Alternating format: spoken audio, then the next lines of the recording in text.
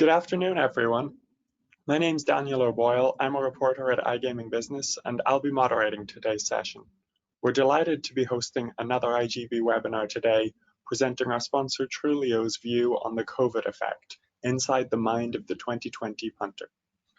Earlier this year, Trulioo undertook comprehensive consumer research in the UK and in the US, exploring gamers' attitudes to digital account creation and identity verification.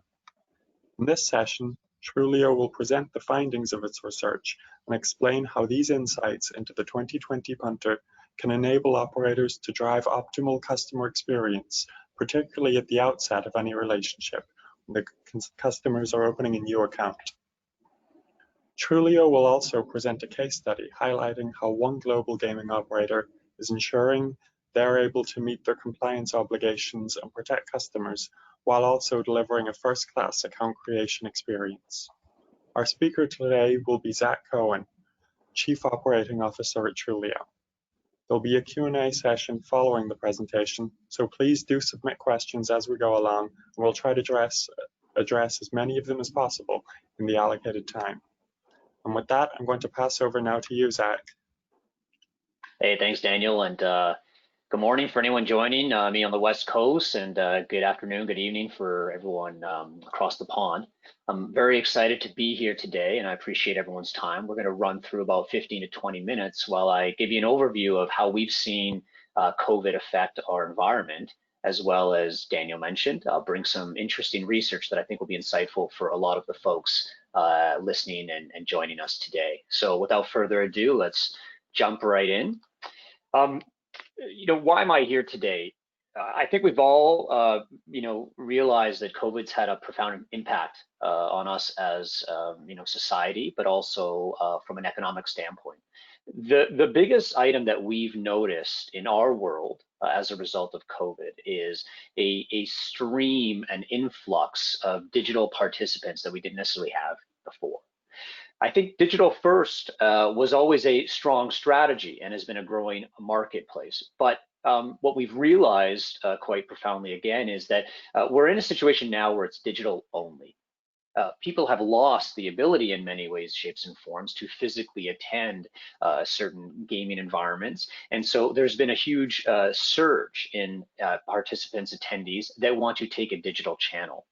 And so we're going to talk a little bit about how that affects the environment today and what we can do to take advantage. Of course, live sports has been stalled, although I'm happy to see it coming back slowly but surely this week and in this month.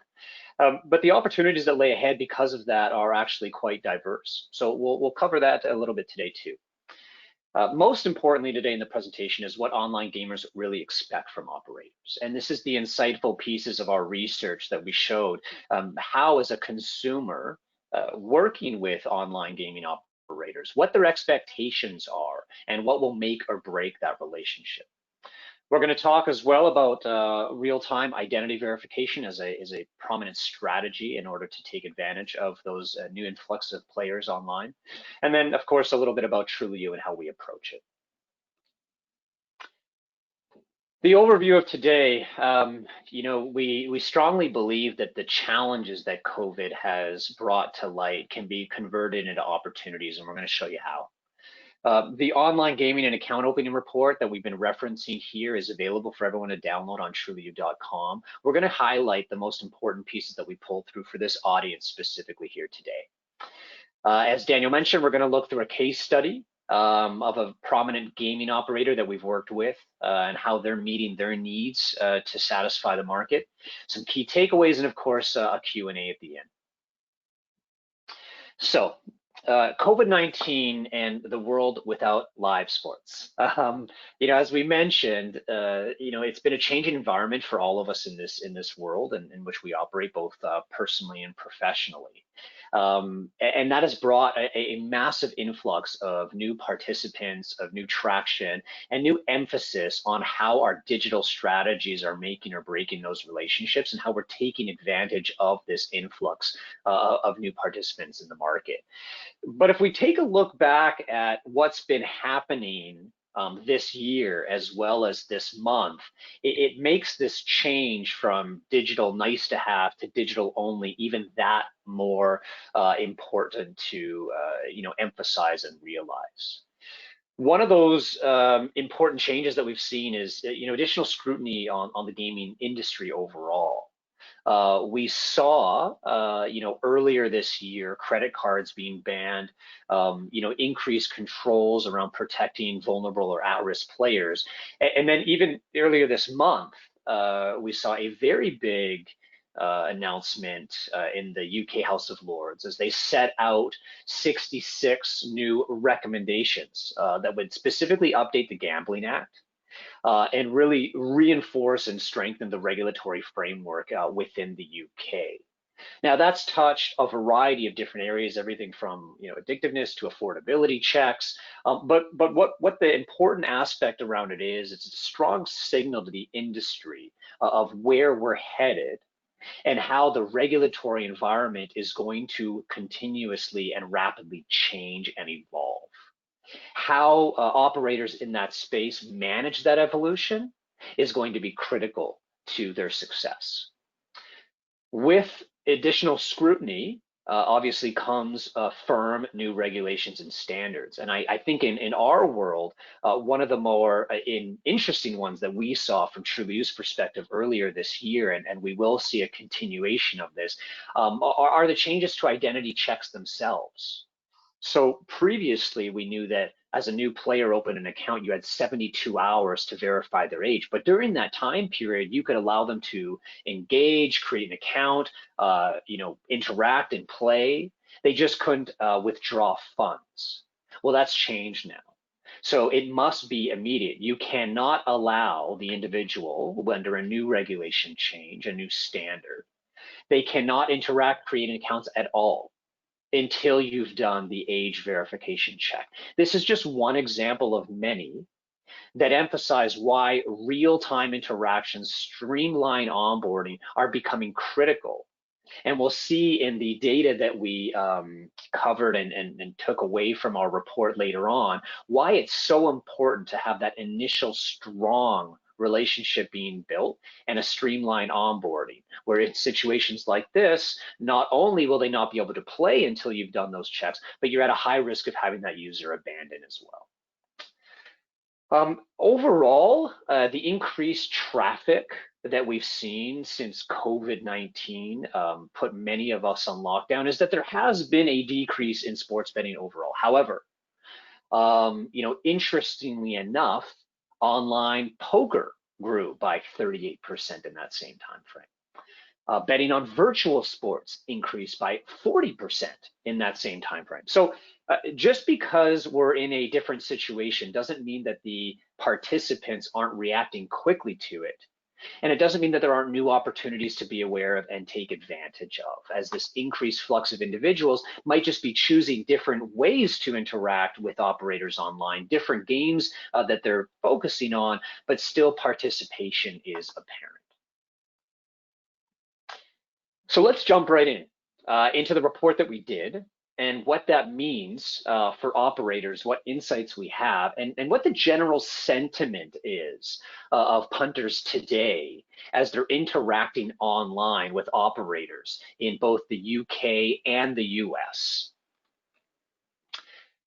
So right off the bat, we pulled out a very interesting statistic that I think is becoming more and more relevant today as we think about a borderless economy, a borderless world.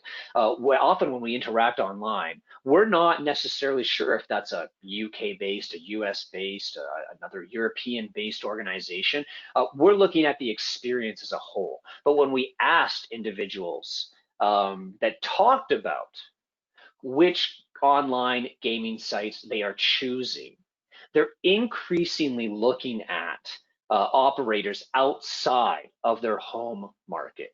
In fact, we saw that 44% of online gamers in both the UK and the US created accounts in gaming sites based outside their own country in the last few years. So what that means for operators themselves is you can no longer just be focused on your own domestic target market. If you have players and opportunities joining, creating accounts, or investigating your services from abroad, we need to understand how they think as well. We need to adapt and make sure that the experience speaks to both of them. And I think for local UK operators, the opposite is also true. We have domestic clients that are looking abroad at other possible partners or services. And so we need to make sure that that interaction, that experience for our own domestic users is very high so that we don't lose them to outside opportunities. So let's take a look at some of the first stats that we pulled. What I think is most interesting that we saw, which was a consistent response across all categories, was that there's been a significant shift from the expectation of speed at all costs to now security being a prominent and important aspect of that account creation process. We can see in recent years when you were trying to sign up for a new account, all you wanted to do was get in as fast as possible. But where areas like data breaches, people's awareness of their privacy and data security are becoming more important and known, those types of aspects are actually changing the sentiment and how the punter today thinks about their personal information and when they sign up with a new account, what they expect. So specifically, we saw an extremely high number of respondents say that security now is very important to creating an amazing online account opening experience. So that means that we need to now communicate security. We need to focus on security. We need to ensure that security is taken care of for individuals joining and creating accounts with us. But you can't allow now an opposite shift where security becomes important to such a degree that the speed of the account opening process is sacrificed. Because as we're seeing, 80% of respondents in the UK are actually becoming more intolerant of a poor online account experience. And actually 77% of respondents across the board said that that account opening experience is going to make or break the relationship with the operator. So if it's not solid, you're losing business. This is how we have to balance now, right? We have to balance security with a streamlined onboarding approach and make sure that both are managed. So I'd actually love to throw it back to the audience today. Please enter into your chats. I'd love to hear some feedback on this one from the crowd. How was your most recent online account experience? Think about the last time you signed up for an online account. Was it amazing?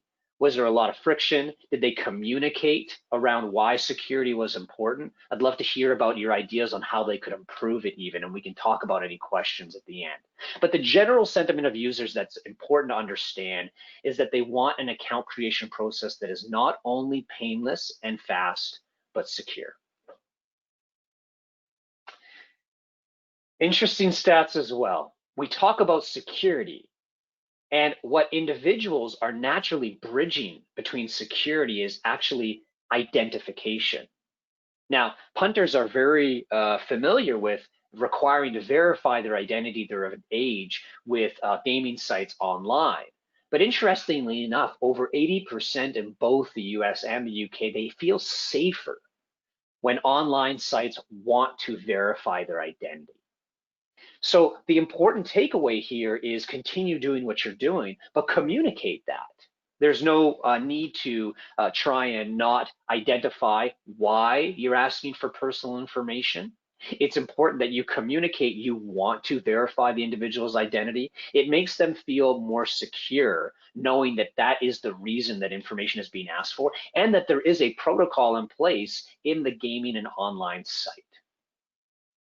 And also, interestingly enough, we saw that there's rising numbers and percentages of online operators requiring phone numbers be provided when they open an account. Now, this is new. And the reason is because more data and new data, we're understanding that there are opportunities to layer new information to help verify individuals. And we're also understanding, and we'll see it in the next slide, two slides from now, is that the mobile phone is becoming a very strong indicator of who you are. It adds a lot of new fraud opportunities too to prevent bad actors from getting in. So if you're not currently collecting phone number, it's something to think about. Here we're seeing some also interesting changes in sentiment. Now, we have different types of individuals who feel a certain comfort level with providing more personal data when they open up an account. There's a few reasons for that.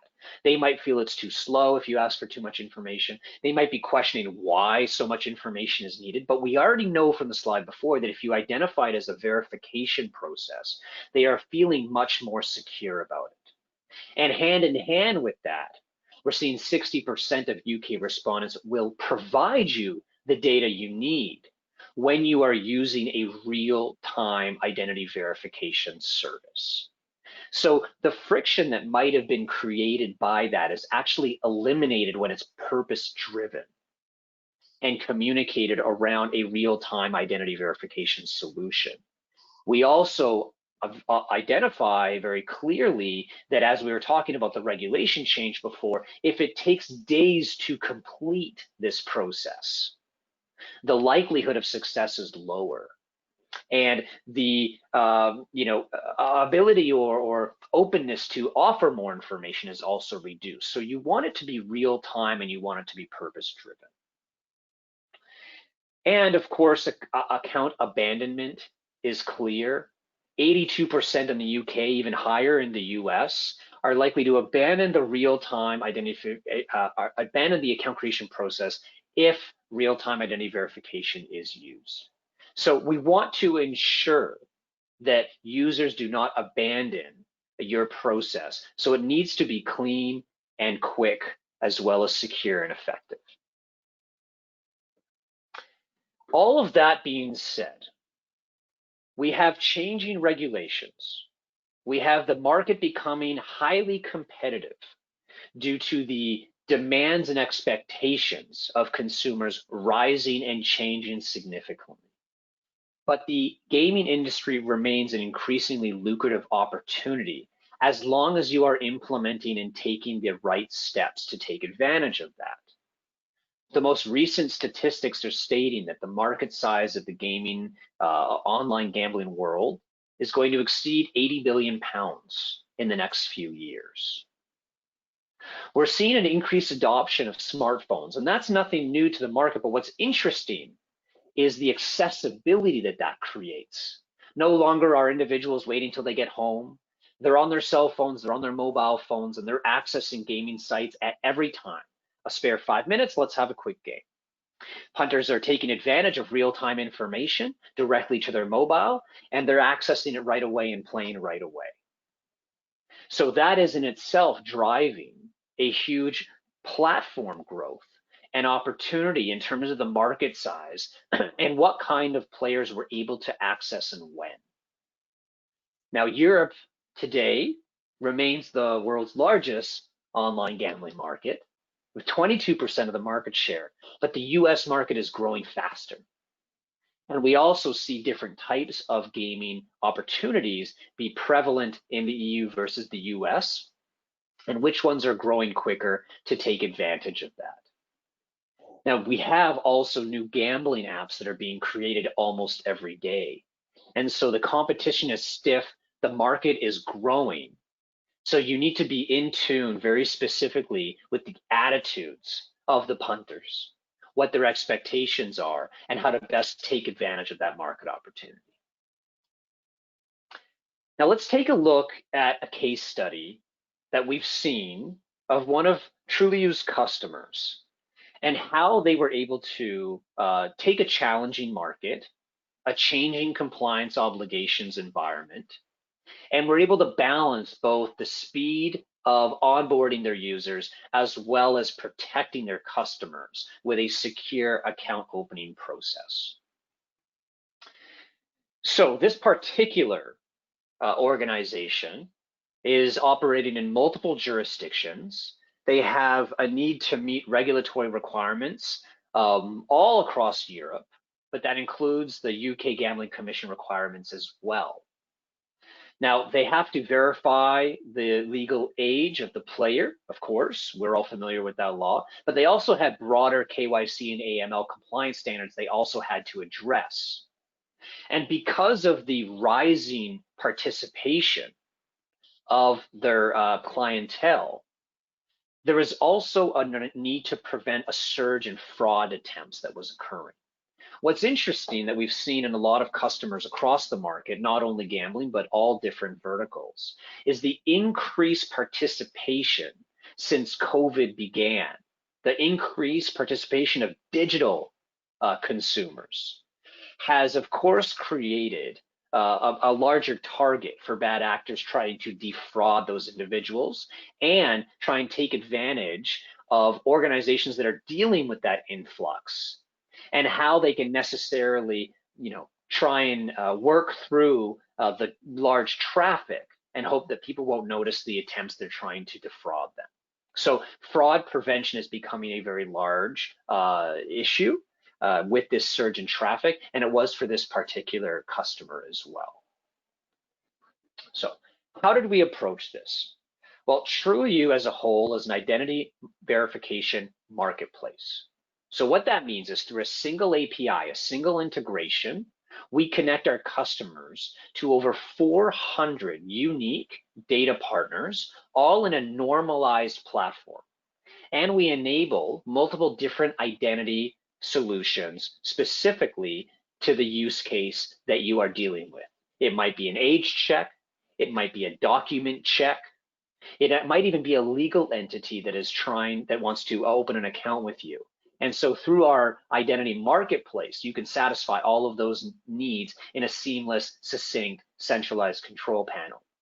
And so the solution for this gaming operator that we brought to market enabled a real-time age, address, identity, and phone number check.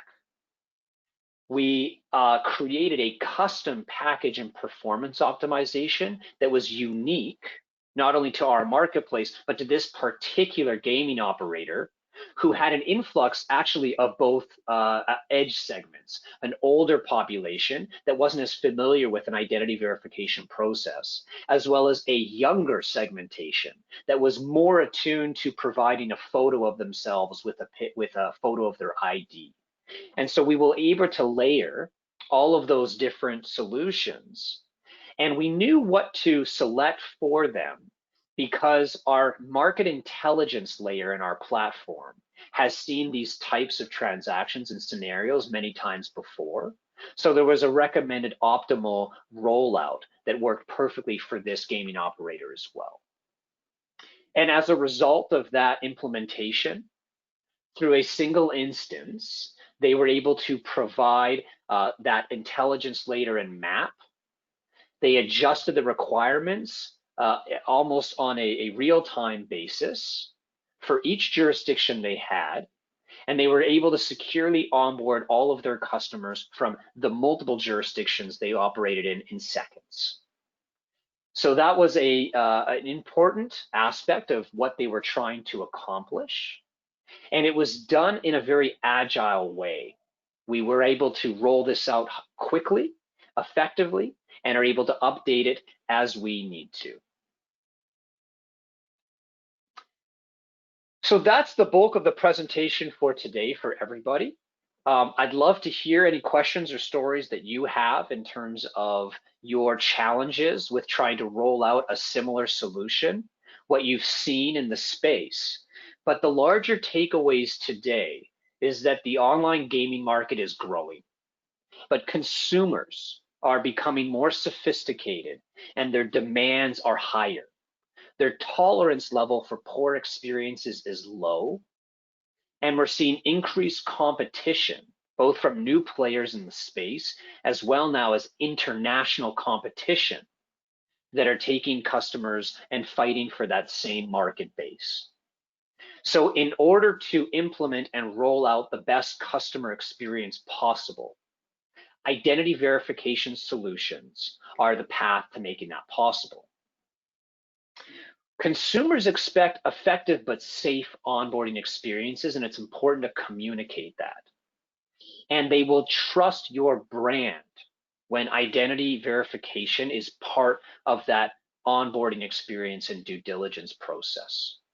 So as COVID has taken us and accelerated our digital transformation, there are a variety of challenges that we're also forced to face because of that increased volume that we're seeing today.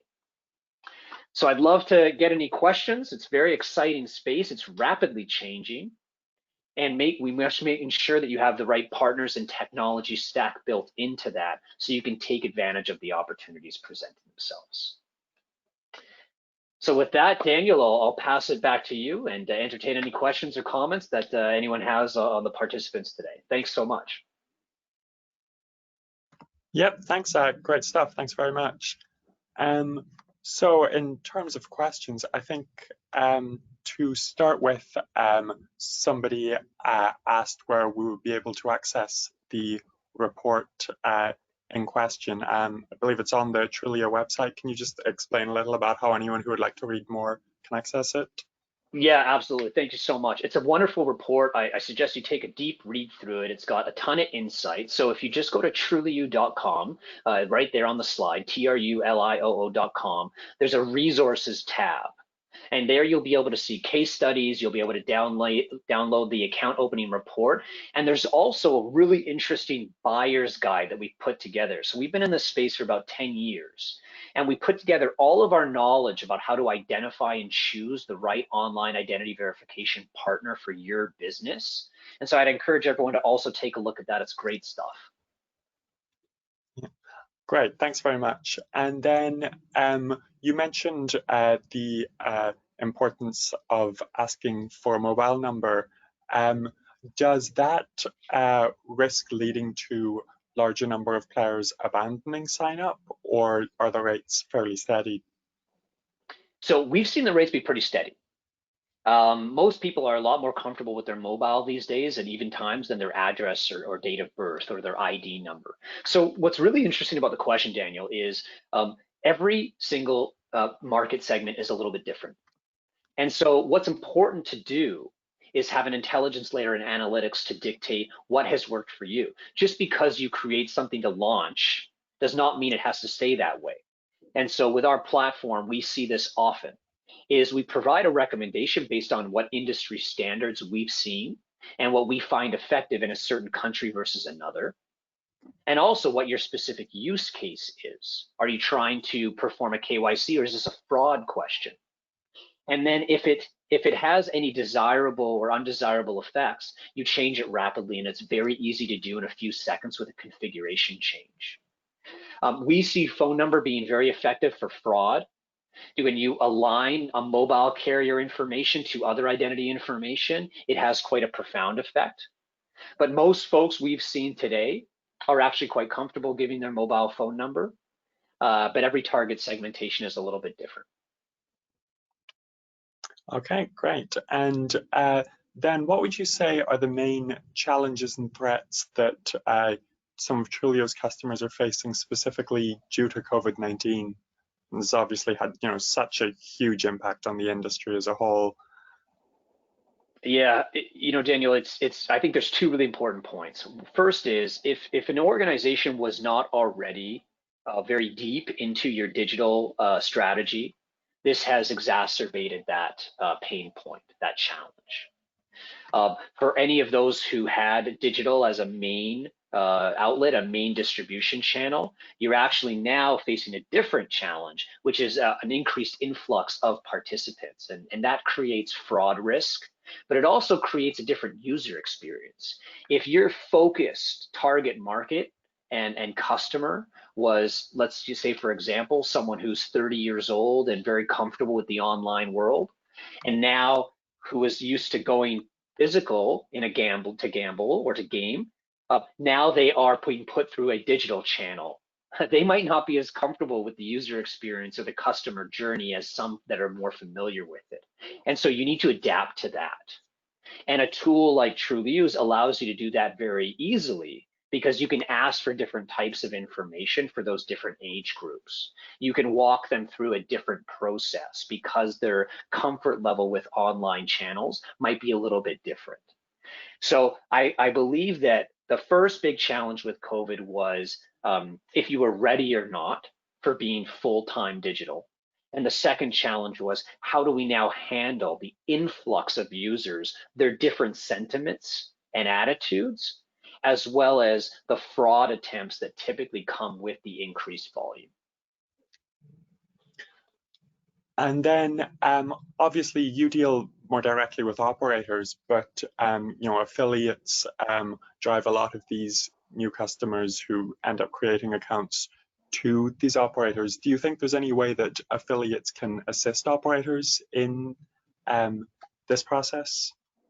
Yeah, absolutely. And the way that they do it is they can measure what kind of information they're collecting from users, and they provide that information back to the operator so that they can work within their own technology stack and apply and configure what works best. So for example, if you were collecting an ID number before, but you're not now, or vice versa, that information is important because depending on the country that you're operating in, that will decrease your fraud if you collect that piece of information or allow you to satisfy a different KYC regulation. So what's important is how the end user, right, how the actual punter interacts with that service and what their customer journey feels like when they are signing up for an account. That front end user experience is very important so that we can streamline the back end verification that we're working through. Great, thanks very much. And I think just finally, unless we get another question in here, you mentioned at the start about a lot of new regulatory changes, and the regulatory environment kind of keeps on changing. How can operators best prepare for any future changes that might come into effect, but that they might that haven't yet done so? Well, it's inevitable. So it was really interesting to read those recommendations in the UK earlier this month. Not all of them are around identity, but all of them are to do with how you operate your business. We have seen in the last 3 to 4 years the highest levels of regulatory change around the world in history.